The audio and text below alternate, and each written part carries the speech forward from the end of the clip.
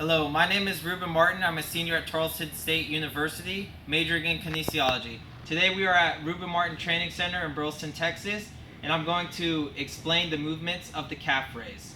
Helping us out is Brianna Martin, a gymnastics coach. And the reason I chose Brianna to help us is she has her athletes, her gymnasts, use this movement daily.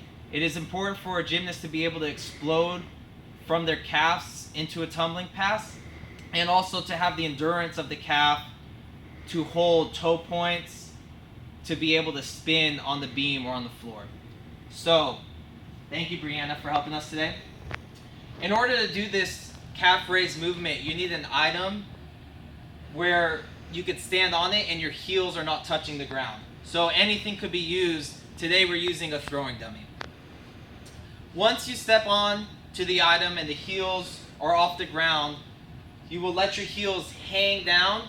This is dorsiflexion of the ankle joint. The ankle joint is also known as the talocrural joint. From dorsiflexion, you're going to raise your heels up, shortening the muscle, a concentric contraction, and then back down, lengthening the muscles, which is an eccentric contraction.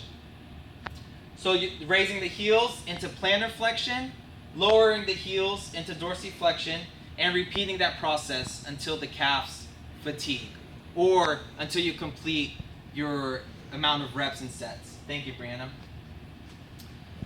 An average amount of reps and sets for this exercise might be 10 to 12 repetitions, 3 to 5 sets.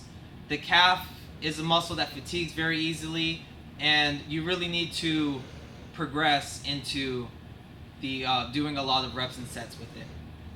So going further into the muscles that are used in this exercise, a lot of people think that just the gastrocnemius, which is the belly of the calf, and the soleus, which is under that, are the only muscles used.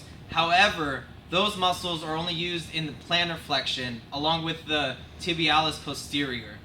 In dorsiflexion, it's the tibialis anterior and the extensor digitorum longus that is used in order to create that movement. This movement is done in the sagittal plane, and it is an isokinetic movement.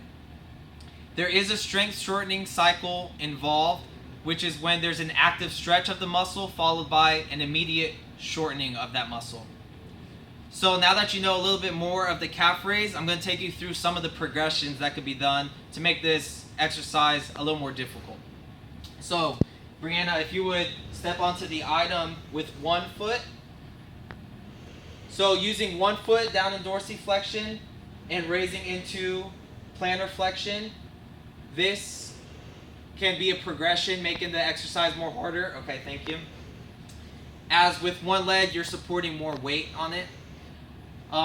Following the same suit, you could actually hold on to some weights or put on weights like a weight vest or even a bar.